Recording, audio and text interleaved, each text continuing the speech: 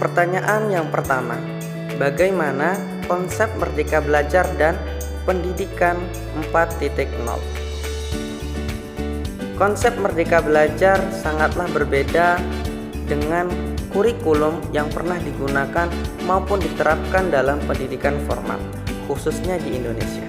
Konsep pendidikan Merdeka Belajar sangat memperhitungkan kemampuan dan keunikan kognitif yang ada pada para siswa.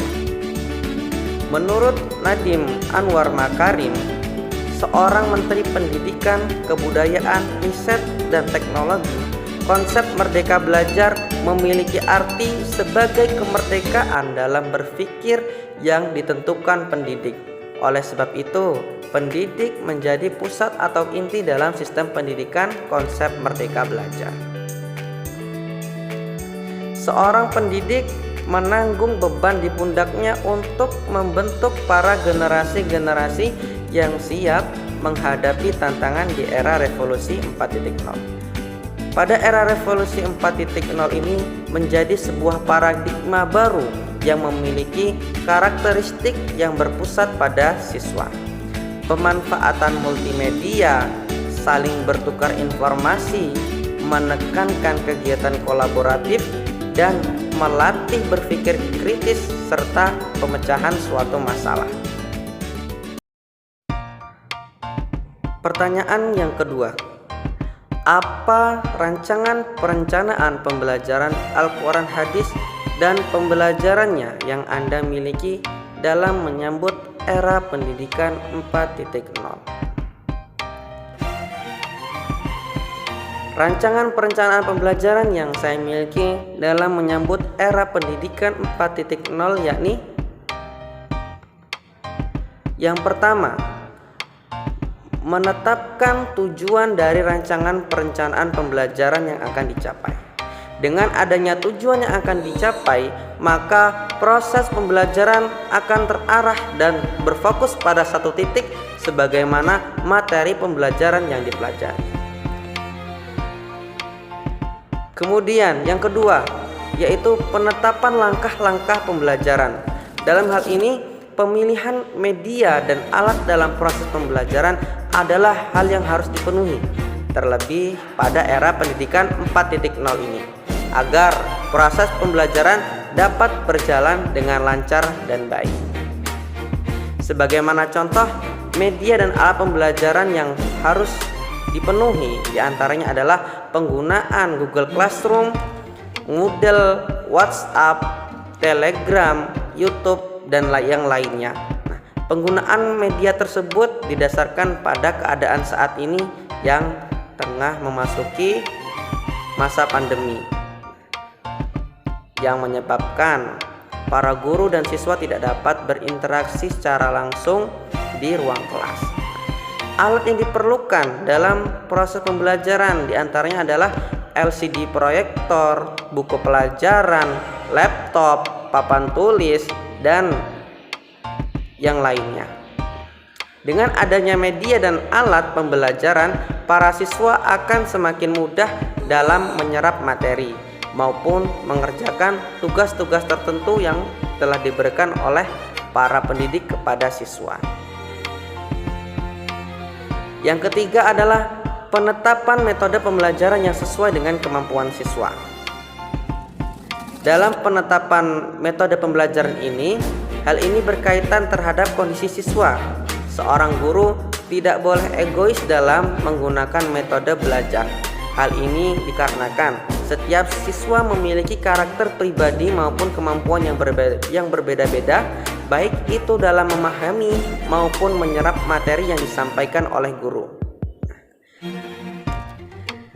Dan yang terakhir adalah penetapan kegiatan inti. Pada penetapan kegiatan inti ini, rancangan perencanaan pembelajaran akan memberikan efek yang positif terhadap siswa, sebagaimana kegiatan literasi. Dalam hal ini, peserta didik mendapatkan motivasi dan panduan dalam proses pembelajaran. Pertanyaan yang ketiga, bagaimana strategi pembelajaran Al-Quran hadis dan pembelajarannya dalam menghadapi tantangan era pendidikan 4.0. Ada 5 hal penting yang perlu dilakukan oleh seorang guru dalam menciptakan strategi pembelajaran yang baik untuk menghadapi era pendidikan 4.0 bagi para siswanya. Di antaranya, yang pertama adalah membantu siswa dalam belajar. Seorang guru membantu siswa dalam belajar dengan cara menjelaskan materi pembelajaran di kelas. Kemudian, para siswa diberikan waktu untuk menyalin catatan di papan tulis. Siswa mengerjakan latihan-latihan soal yang telah dipersiapkan oleh sang guru. Dengan latihan-latihan soal tersebut dapat meningkatkan kualitas dari para siswa. Kemudian setelah pengerjaan latihan-latihan soal dilanjutkan dengan pengumpulan hasil latihan soal yang telah dikerjakan, sehingga sang guru pun dapat menilai hasil pencapaian belajar yang telah dilakukan oleh siswa. Yang kedua, adanya kesempatan untuk berkembang dan berprestasi. Ukuran keberhasilan siswa biasanya hanya dipandang oleh angka yang diperoleh dan juga peringkat di kelas, menjadi salah satu tanda prestasi yang didapatkan oleh siswa. Namun, terdapat berbagai macam jenis kecerdasan yang perlu diketahui sebagai kesempatan berprestasi. Di antaranya ada kecerdasan majemuk yang meliputi kecerdasan linguistik, kecerdasan matematis, kecerdasan ruang, kecerdasan kinestetik, kecerdasan musikal, kecerdasan interpersonal, kecerdasan intrapersonal, kecerdasan naturalis, dan kecerdasan eksistensial. Yang ketiga adalah penguatan pendidikan karakter. Proses penanaman karakter pada siswa tidaklah mudah, membutuhkan waktu yang lama. Penguatan pendidikan karakter dinilai sangat penting untuk dikembangkan dalam dunia pendidikan. Hal itu dikarenakan penguatan pendidikan karakter memiliki peranan penting sebagai pondasi dalam menghadapi tantangan global, menjaga keutuhan masa depan bangsa dari berbagai macam ancaman. Dan yang terakhir adalah membentuk etika pada siswa. Yang keempat, melek teknologi. Pada era revolusi industri, teknologi memberikan banyak pengaruh yang baik dalam kehidupan, terutama pemanfaatan teknologi yang tepat dalam proses pembelajaran. Dengan pemanfaatan teknologi yang tepat dalam proses pembelajaran dapat memberikan tambahan pengetahuan yang baik kepada para guru dan dapat ditransferkan kepada para siswanya. Sebagai seorang guru harus mampu memanfaatkan fasilitas teknologi yang tersedia dengan pencarian berbagai macam bahan ajar yang menarik yang dapat membantu para siswa bersemangat dalam mengikuti pembelajaran dengan baik. Dengan adanya berbagai macam jenis bahan ajar yang menarik dapat membantu siswa dalam memahami pembelajaran yang diberikan. Selain itu, siswa pun mampu mengulang materi yang telah diberikan oleh para guru di mana saja siswa itu berada dan kapanpun siswa itu mau untuk mengulangi pelajarannya. Dan yang kelima adalah menjadi guru yang efektif. Yang dimaksud dengan menjadi seorang guru yang efektif bukan hanya mengetahui pelajaran saja, namun seseorang guru harus mampu menyampaikan materi pembelajaran kepada siswa dengan baik demi terciptanya tujuan pembelajaran. Pertanyaan yang keempat, bagaimana pengembangan media pembelajaran Al-Quran hadis dan pembelajarannya yang sesuai dengan era pendidikan 4.0?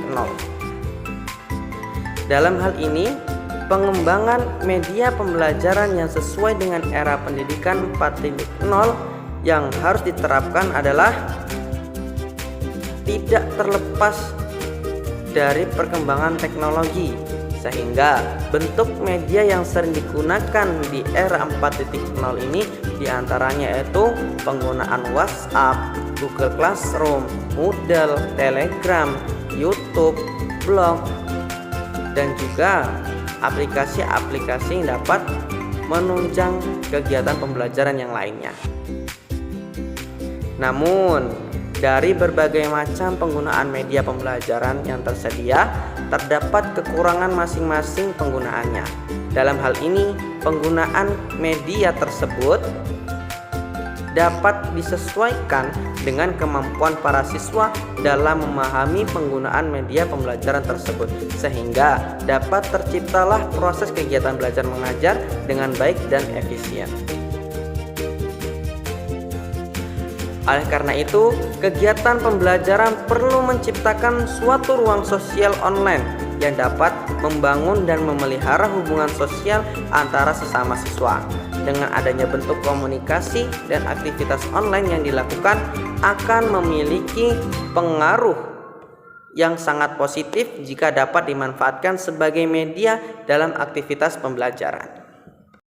Pertanyaan yang kelima, apa pendapat Anda yang tentunya didukung dari berbagai teori yang kuat terkait evaluasi pembelajaran Al-Quran Hadis dan pembelajarannya dalam suasana yang berdampingan dengan COVID-19?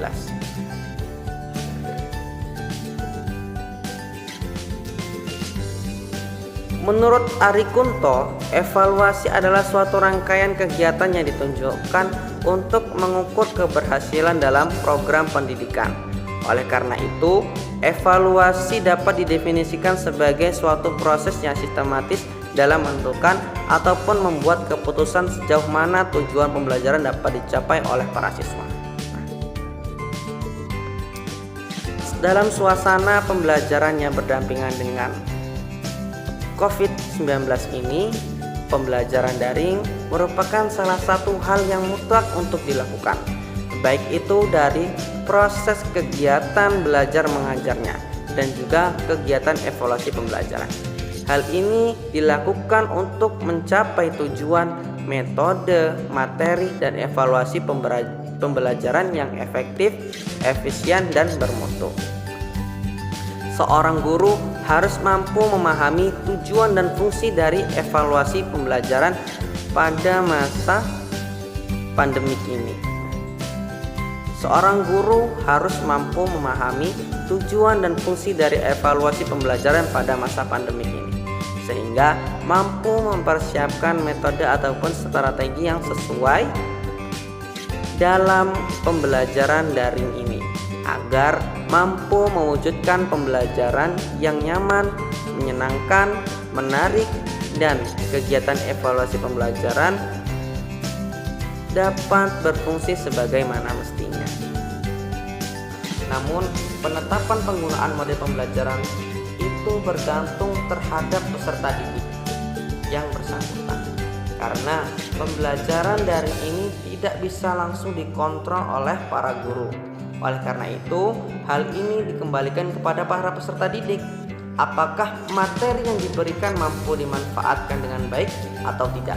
Jika para siswa mampu memanfaatkan materi dengan baik, maka akan tercipta tujuan dari pembelajaran daring yang diinginkan. Demikianlah jawaban yang dapat saya sampaikan terkait pertanyaan UTS mata kuliah Al-Quran Hadis dan pembelajaran. Semoga bermanfaat. Sekian yang dapat saya sampaikan. Saya akhiri. Wassalamualaikum warahmatullahi wabarakatuh.